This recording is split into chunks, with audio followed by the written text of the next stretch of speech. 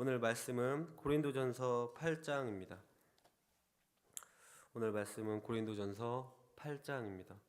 1절에서 13절 다 같이 교독하도록 하겠습니다. 고린도전서 8장 1절에서 13절입니다. 제가 먼저 읽습니다. 우상의 제물에 대하여는 우리가 다 지식이 있는 줄을 아나 지식은 교만하게 하며 사랑은 덕을 세우나니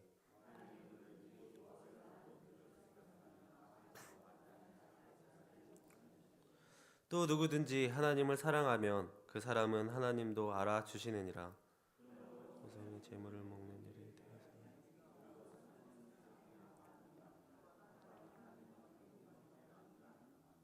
비록 하늘에나 땅에나 신이라 불리는 자가 있어 많은 신과 많은 주가 있으나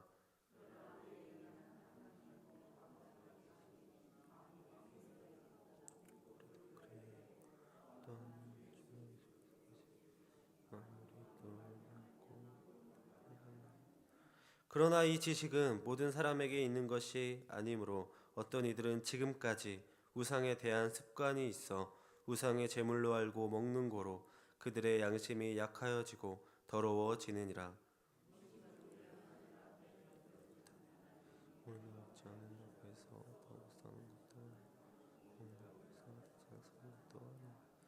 그런즉 너희의 자유가 믿음이 약한 자들에게 걸려 넘어지게 하는 것이 되지 않도록 조심하라.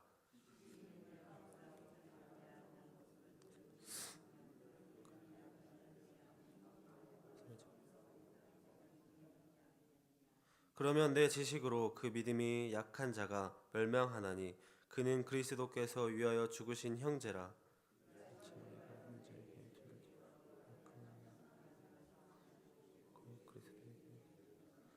다 같이 그러므로 만일 음식이 내 형제를 실족하게 한다면 나는 영원히 고기를 먹지 아니하여 내 형제를 실족하지 않게 하리라. 아멘. 오늘도 기도의 자리에 오신 성도님들을 주님의 이름으로 환영하고 사랑하고 축복합니다. 네, 오늘 본문인 고린도전서 8장의 배경에 대해 잠깐만 말씀드리겠습니다. 초대교회에 있어서 우상 제물의 취식 문제는요, 오늘날 한국 교회의 조상들에 대한 제사 문제만큼이나 신앙생활에 있어서 아주 큰 관심사고 현안이었습니다. 당시 대부분의 그리스, 로마의 도시들에는 우상의 신전들이 자리 잡고 있었으며 시민들의 생활은 우상 신전에서의 제사와 간접적으로 연관을 맺고 있었다는 것을 알 수가 있습니다. 도시의 시민들은 정기적으로 우상 신전에 참석하여서 제사를 드렸고요. 또 많은 대중 집회들이 우상의 신전을 중심으로 이루어졌다고 합니다. 그리고 또한 고기를 비롯하여 우상의 제물로 바쳐진 엄청난 양의 제물들은 다시 일반 시장으로 유통되어서 시민들의 식탁에 이르게 되었던 것입니다. 이러한 상황은 고린도에서도 역시 예외는 아니었습니다. 고린도에는 12개의 신전이 있을 정도로 우상 숭배가 극성하고 있었으며 이러한 신전들에서 우상에게 바쳐진 제물들이 시장에서 유통되고 있었기 때문에 고린도 교회의 성도들은 이 문제에 심각하게 생각하지 않을 수 없었던 것입니다. 그래서 오늘 본문을 5가지로 나눌 수 있는데요. 첫 번째로 우상 제물의 문제에 관하여는 지식보다 사랑이 중요하다는 것을 바울이 말해주고 있습니다. 1절에서 3절을 다 같이 읽어볼까요? 1절에서 3절 시작. 우상의 제물에 대하여는 우리가 다 지식이 있는 줄을 아나 지식은 교만하게 하며 사랑은 덕을 세우나니 만일 누구든지 무엇을 아는 줄로 생각하면 아직도 마땅히 알 것을 알지 못하는 것이요 또 누구든지 하나님을 사랑하면 그 사람은 하나님도 알아주시느니라. 아멘. 바울은 지식을 자랑하는 교인들의 행실을 지적하며 지식은 교만하게 하지만 사랑은 덕을 세움을 가르치고 있습니다. 또한 스스로 지식이 있다고 하는 자는 아직도 지식이 없는 자라고 함으로써 지식을 자랑하는 고린도 교인들의 한계를 지적하고 있습니다. 그러나 하나님을 사랑하는 자는 하나님이 아시는 자라고 함으로써 사랑은 지식에 비할 수 없이 월등한 것임을 강조하고 있는 말씀인 것입니다. 서두에서도 비슷한 이야기를 했지만 당시 고린도에서는요, 신전에서 제사를 지내는 것이 가장 중요한 종교 행사이면서 동시에 사회적이고 가정적인 행사였다는 것을 이해하셔야 할 것입니다. 다시 말하면 이러한 제사 행위가 사회적이고 가정적이라는 것은 당시 사회와 가정의 중요한 행사들이 대부분 신전에서 이루어졌다고 할 수 있다는 것입니다. 그리고 집안의 잔치도 가까운 친지들을 초청해서 신전 제사의 형식으로 치렀는데요. 거기에 그리스도인들이 초청되기도 하였던 것입니다. 그래서 그 우상 제물에 취식이 되어서 상당히 까다롭고 결론 내리기 어려운 상태였다는 것을 알 수가 있습니다. 지식을 앞세웠던 고린도 교인들은 이 문제에 대한 해결책을 찾지 못했을 뿐만 아니라 교만으로 나아갔습니다. 지식은 교만으로 나아가게 하나 사랑은 덕을 세웁니다. 여기서 덕을 세운다는 것은요, 건축하다라는 뜻의 헬라어로 집이나 건물을 세우는 것을 묘사할 때 사용되는 단어라고 합니다. 그래서 정리하자면 교회를 세우는 원리가 바로 사랑이라는 것을 알 수 있습니다. 우리 동강제일교회 성도님들은 지식보다 사랑의 원리를 먼저 생각하고 실천하여 교회를 세우는 일에 합당한 열매를 맺는 성도님들 되기를 주님의 이름으로 기도하도록 하겠습니다. 두 번째로요, 원칙적으로는 우상 제물도 먹을 수 있음을 바울은 나타내고 있습니다. 4절에서 6절까지 제가 읽어보겠습니다.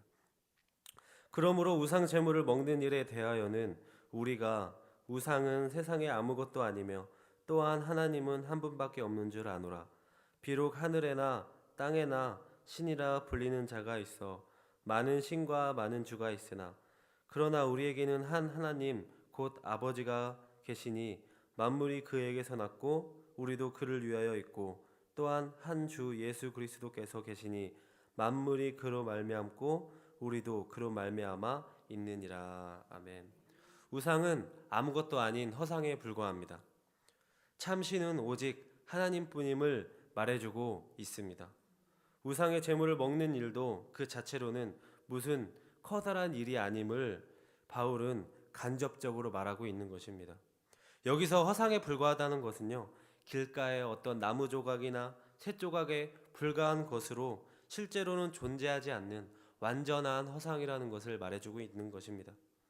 그리고 만물의 기원과 목적은요, 오직 하나님께만 있다는 진리를 재차 강조하고 있는 사실입니다. 그래서 살아 역사하시는 신은 오직 한 분, 유일하신 하나님뿐이신 것을 말하고 있는 것입니다. 하나님 외에 다른 그 어떤 것도 나의 우상으로 섬기지 않으며 이 세상에 썩어질 그 어떠한 것도 하나님을 대체할 수 없다는 것을 깨닫는 믿음 가지시기 바랍니다. 세 번째로요, 동시에 믿음이 약한 자들에게 미칠 영향도 고려해야 한다고 바울은 강조하고 있습니다. 7절에서 9절을 같이 읽어볼까요? 7절에서 9절 시작. 그러나 이 지식은 모든 사람에게 있는 것은 아니므로 어떤 이들은 지금까지 우상에 대한 습관이 있어 우상의 제물로 알고 먹는 거로 그들의 양심이 약하여지고 더러워지느니라. 음식은 우리를 하나님 앞에 내세우지 못하나니 우리가 먹지 않는다고 해서 더 못 사는 것도 아니고 먹는다고 해서 더 잘 사는 것도 아니니라. 그런즉 너희의 자유가 믿음이 약한 자들에게 걸려 넘어지게 하는 것이 되지 않도록 조심하라. 아멘. 소위 믿음이 좋다는 사람들에게 우상은 아무것도 아니고 우상 제물을 먹을 수 있다고도 하는 영적 확신과 지식을 모두 가진 것이었습니다. 실제로 일부 고린도 교인들은 과거의 우상 숭배의 습관으로 인해서 지금도 우상 제물을 먹는 것을 우상과 교제하는 것이라 여기며 먹음으로써 그들의 양심이 약하여지고 오염되고 있음을 지적하기도 하였습니다. 물론 우상 제물이나 기타 음식을 먹고 먹지 않는 것이 하나님과의 관계를 좌우하거나 인생의 본질을 결정하는 것은 절대로 아닙니다. 따라서 우상제물을 먹는 자는 그들의 자유가 믿음이 약한 자들에게 거리끼는 일이 되지 않게 해야 한다는 것입니다. 고린도 교인들 중 일부는요, 그리스도인이 되었음에도 불구하고 우상이 상당한 영향력을 지닌 존재라고 계속 믿어왔으며, 또 그 결과 자신들이 먹고 있었던 음식 역시 우상 숭배와 관련하여 종교적 의미를 지니고 있는 것으로 여겼을 것입니다. 이러한 생각을 가지고 있음에도 불구하고 고린도 교인들이 우상에게 바쳐진 음식을 먹는다면 그것은 그들 자신의 양심에 위배되는 것이라 그들의 양심은 약하여지고 더러워질 수밖에 없다는 것을 설명하고 있는 것입니다. 다시 말하자면 고린도 교인들 가운데 일부 사람들은 우상이 실제한다는 느낌을 떨쳐버릴 수 없었기 때문에 우상에게 바쳐진 것을 먹을 때만 사람들이 무엇인가 중대한 실수를 저지르고 있다는 느낌을 가졌다는 것입니다. 따라서 이 세상에 살아 역사하시는 신은 오직 하나님 한 분밖에 없다는 것을 그리스도인은 확신함으로써 이러한 미신적인 신앙의 초보를 시급히 벗어나야만 하는 것이 우리들의 과제인 것입니다. 바울은 로마서 14장 17절에 이렇게 말합니다. 하나님의 나라는 먹는 것과 마시는 것이 아니요 오직 성령 안에서 의와 평강과 희락이다 라고 말하고 있습니다. 그래서 우리가 음식에 근거하여 하나님 앞에 서게 되는 것이 아니라는 점을, 하나님 앞에 서게 되는 것이 음식이 아니라는 점을 확실하게 제시하고 있다는 것입니다. 그래서 이것은 무엇을 말하냐면 하나님께서 그리스도인들을 평가하시고 판단하시는 근거는 결코 음식 따위가 될 수 없다는 것입니다. 그렇다면 바울이 이러한 사실을 들어서 최종적으로 말하고자 하는 말은 무엇이었을까요? 그것은 바로 그리스도인들이 자유를 행사할 경우 사랑의 근거에 행해야 하며 또 형제들에게 미칠 영향을 항상 고려하고 지혜를 가져야 한다는 것입니다. 우리 동강제일교회 성도님들은 자유를 행사하실 경우 아주 지혜롭게 행하여 우리의 형제 자매들에게 좋은 영향을 주는 성도님들 되시기를 바랍니다. 그 이유는요, 네 번째로 자유와 지식의 남용으로 형제를 실족해서는 안 되기 때문입니다. 10절에서 12절을 제가 읽어보겠습니다. 지식이 있는 내가 우상의 집에 앉아 먹는 것을 누구든지 보면 그 믿음이 약한 자들의 양심이 담력을 얻어 우상의 제물을 먹게 되지 않겠느냐. 그러면 내 지식으로 그 믿음이 약한 자가 멸망하나니 그는 그리스도께서 위하여 죽으신 형제라. 이같이 너희가 형제에게 죄를 지어 그 약한 양심을 상하게 하는 것이 곧 그리스도에게 죄를 짓는 것이니라. 아멘.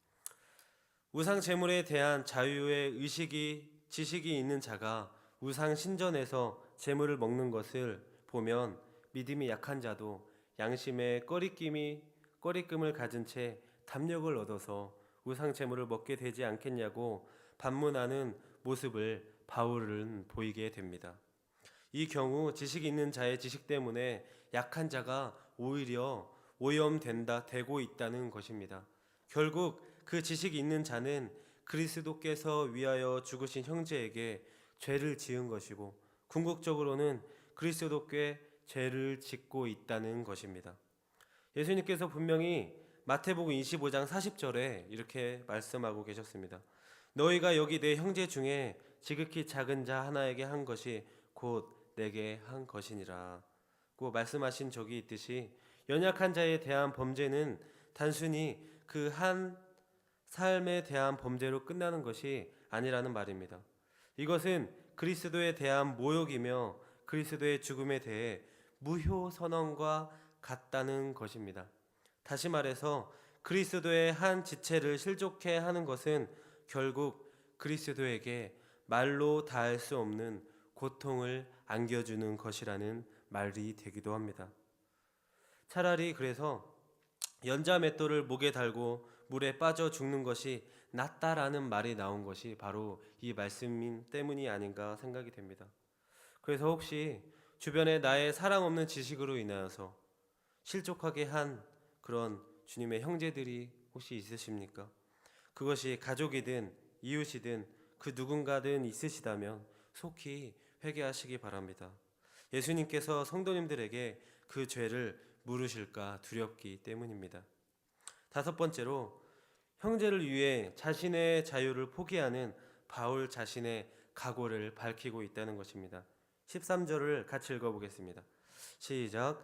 그러므로 만일 음식이 내 형제를 실족하게 한다면 나는 영원히 고기를 먹지 아니하여 내 형제를 실족하지 않게 하리라. 아멘.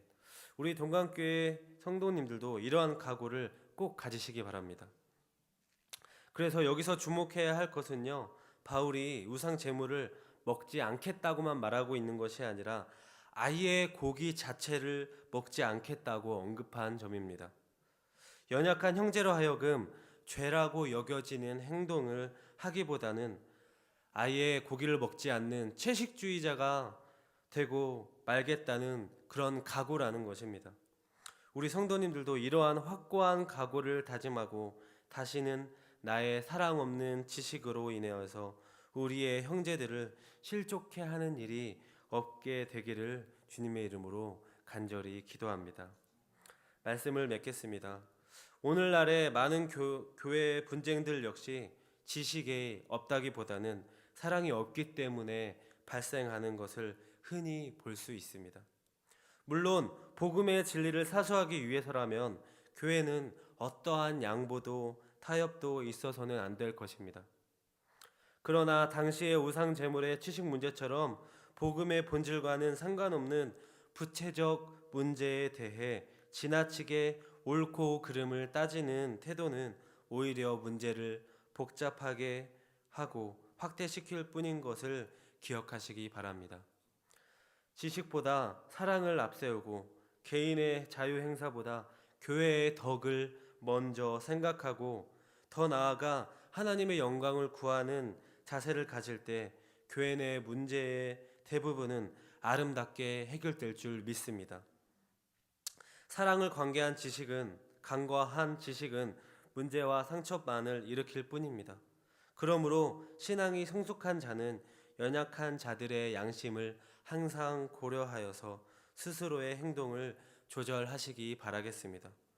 우리 동강제일교회 성도님들은 사랑으로 성숙한 그리스도인들이 되셔서 나보다 믿음이 연약한 자들을 위해 나의 믿음의 자유도 포기할 줄 아는 사랑의 성도님들이 되기를 주님의 이름으로 기도하도록 하겠습니다. 이 시간 다 같이 기도하실 때요, 나보다 믿음이 약한 이들을 위해 기도해 주시고요, 또 나를 통해 실족해 하는 일들이 없을 수 있도록 지혜 달라고 기도하도록 하겠습니다. 그리고 또 나만의 기도 제목을 가지고 기도하시다가 돌아가는 시간 갖도록 하겠습니다. 다 같이 주여 한번 외치시고 기도하겠습니다. 주여!